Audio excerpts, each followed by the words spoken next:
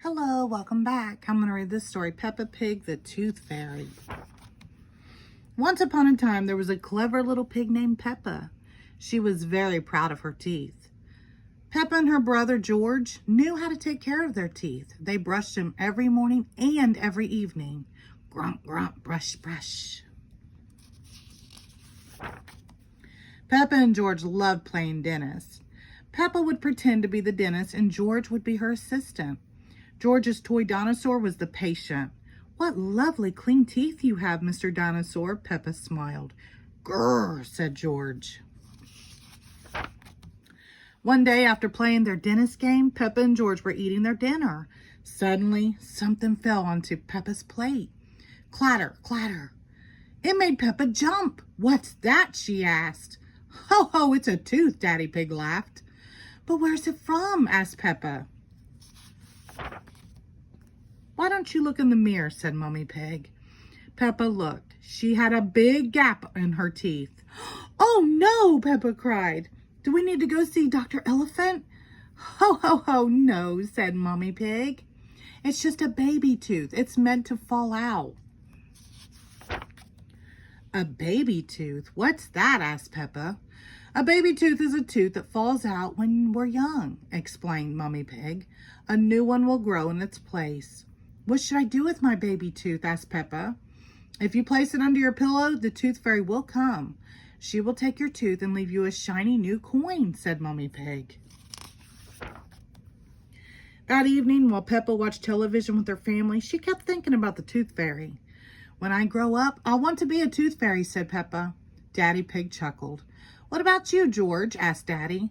George pointed at his dinosaur. "Dinosaur," he growled. Hee hee hee. "Come on, George," shouted Peppa. "We don't want to miss the Tooth Fairy." They both ran up the stairs to get ready for bed. "What are you doing, Peppa?" asked Daddy Pig. Peppa was carefully brushing her baby tooth. "I want it to be nice and clean for the Tooth Fairy," said Peppa. Snort, snort.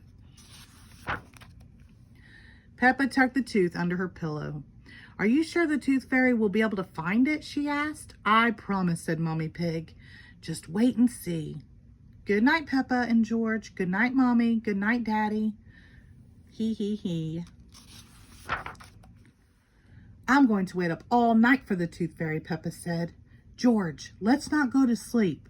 George smiled and nodded. Peppa waited and waited. She could hear something. "Is that the Tooth Fairy?" Peppa wondered. "George," she whispered, "did you hear that? Can you see the Tooth Fairy?" She climbed down to look at George. He was fast asleep. It was him making the noise. "I am much better at staying awake than George," Peppa sighed. She settled back in her bed. After a while, her eyes started to close. She quickly opened them again.